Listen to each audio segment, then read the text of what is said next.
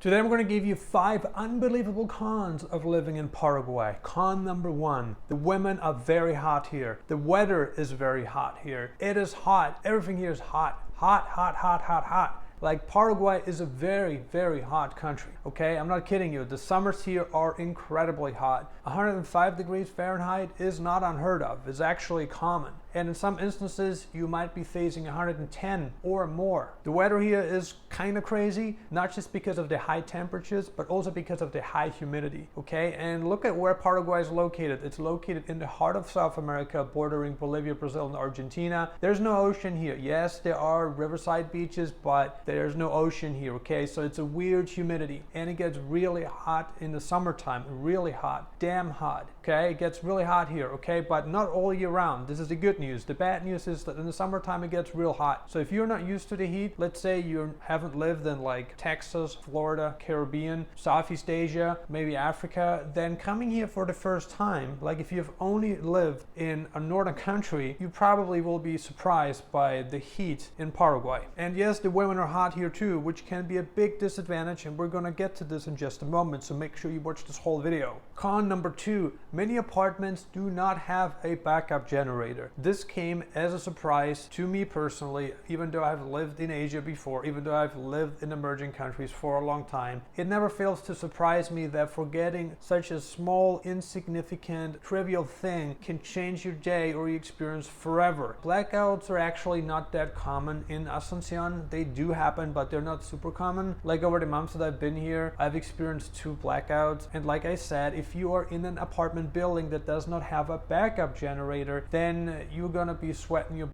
because it gets real hot here, real hot. If this happens in the summertime, it is a big deal. If this happens in the wintertime, you know, Paraguay wintertime, it never gets to freezing temperatures here, never does. But if it happens in the summertime when it's sizzling hot outside, we're talking 40 degrees Celsius or 104 degrees Fahrenheit, then you get to see the real heat here in Paraguay. But like I said, it doesn't really happen that often, and when the power does go off, it usually comes back within an hour the most, and sometimes maybe it can take a couple hours, but it's not that common for it to happen in Asuncion. In the countryside, it's a whole other story. But anyway, how you can solve this problem, because you want to solve this problem, you want to choose a complex, okay, an apartment complex with a backup generator. This solves your problem like this. But if you choose an edificio, an apartment building that does not have a backup generator, then this is a whole other story. So there's always something you can do to solve a problem. Like I said, make sure you stay until the end of the video, because I'm going to tell you about the biggest disadvantage of living in Paraguay, which is the female population. Another big con number 3, is that the roads here are not perfect. They're not the best, okay? Many roads here are actually stone roads. Yes, you heard me right. Many roads here are stone roads. And because Paraguay embraces a territorial tax system and the revenues aren't that great, at the time of shooting this video, the income isn't that great. So a lot of roads here are privately funded. And if roads are privately funded, you know, everyone's chipping in. But because they're privately funded, a lot of the times you actually see stone roads here in Asuncion, which means that whenever you drive your vehicle here, you know, in one of the smaller side roads, then you're going to be driving on a stone road a lot of the times, and you have to drive very carefully. Maybe you're going like 5 miles an hour or 10 miles an hour at the most in some cases, you know, because you don't want to ruin your vehicle. And it has to be said that because the roads here aren't that perfect, they aren't that great in some areas they're actually good, but in some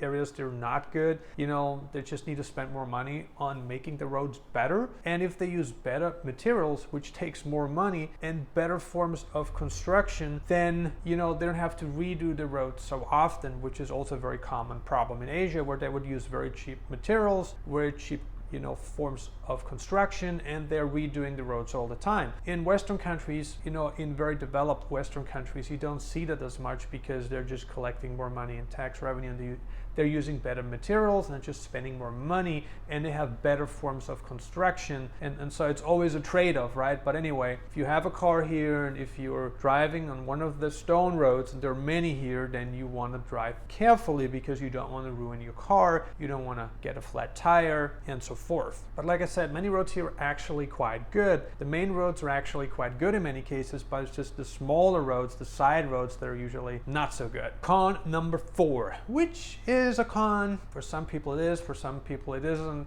This is a Spanish-speaking country. So yeah, you find people who speak English fluently, but it's not the majority of the population. Let's be realistic and honest here. Paraguay is home to 2 main languages, Guarani and Spanish. Most people speak Spanish, but there are many people that speak Guarani. And the more you go outside the city, you know, the further you go away from the city, the more people you see who speak Guarani. Spanish is a very useful language. If your plan is to live in Latin America for the rest of your life, then you may as well learn some Spanish, because it's going to go a long way in solving problems, in handling day-to-day tasks. It's just going to help you a lot. And Spanish is not a very difficult language to learn. If your native language is English, then learning Spanish is actually quite easy. And you have to put in a little bit of time, but if you set the goal of learning, say, a new word a day, guess what? After a year, you have learned 365 new words. And if you do that for 10 years, you have a pretty decent sized vocabulary, and you're also going to pick up things from people who you're talking to every day. So it's not that difficult. After all, you can sign up to language schools locally,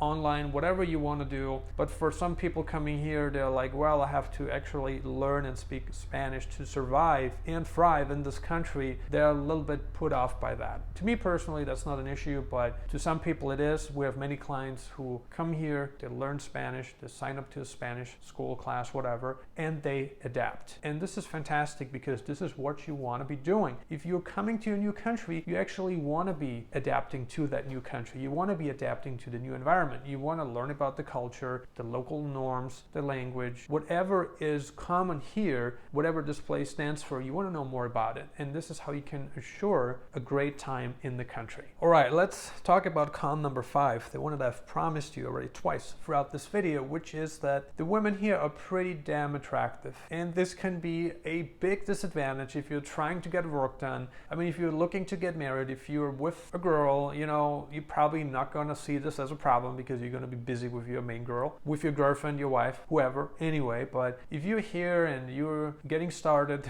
with the local dating scene, then this can be a big distraction. Like, women here are incredibly beautiful. They are very warm, they're very friendly, they're very feminine. Many of them are, at least. And so this can be a big distraction, my friend. It can be a big distraction. So if you want to come here, you want to get a lot of work done, and if you like beautiful women, and it's going to be hard because you have a lot of beautiful women around you, and so it can be quite distracting at times. After listening to these 5 cons, are you still interested in moving to Paraguay? If you are, we would love to help you get a residence permit in Paraguay, open a company, purchase real estate, whatever you want to do here. We would love to help you solve your problems and make your life easier. If you're interested in working with Nomad Elite, the #1 relocation agency in Paraguay, then please send us an email now. You should see our website displayed right below the video. As always, we appreciate you. Thank you so much for watching Nomad Elite, and we see you on the next video.